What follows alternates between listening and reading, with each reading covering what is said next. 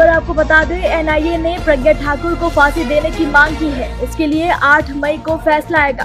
प्रज्ञा सहित 7 लोगों को फांसी देने की मांग उठाई गई है।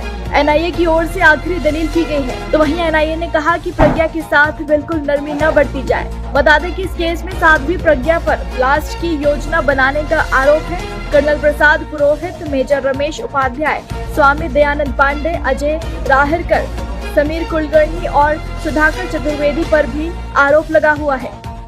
एक बड़ी खबर आपको बता दें, एनआईए ने प्रज्ञा ठाकुर को फांसी देने की मांग की है। इसके लिए 8 मई को फैसला आएगा।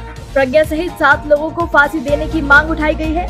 एनआईए की ओर से आखिरी दलील की गई है। तो वहीं एनआईए ने कहा कि प्रज्ञा के साथ बिल्कुल नरमी न बरती जाए। बता दें कि इस केस में साध्वी प्रज्ञा पर ब्लास्ट की योजना बनाने का आरोप है। कर्नल प्रसाद पुरोहित, मेजर रमेश उपाध्याय, स्वामी दयानंद पांडे, अजय राहरकर, समीर कुलकर्णी और सुधाकर चतुर्वेदी पर भी आरोप लगा हुआ है।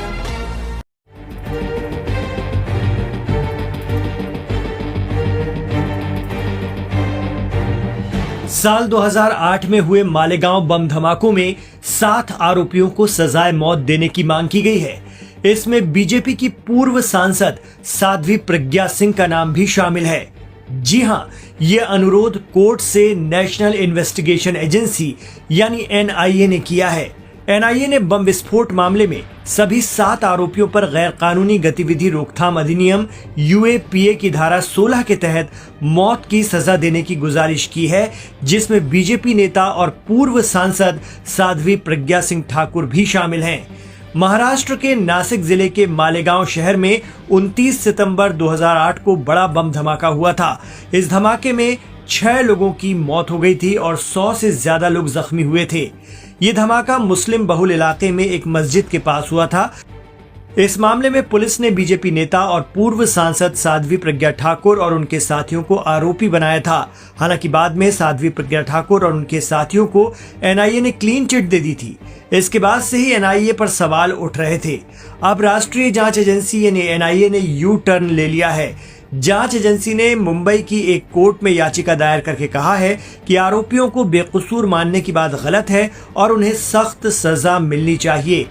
मामले की दलीलें पूरी होने के बाद पिछले शनिवार को एनआईए की आखिरी लिखित दलील दायर की गई। मीडिया रिपोर्ट की माने तो एनआईए के जरिए दायर की गई ये दलील 1500 से ज्यादा पेज लंबी है।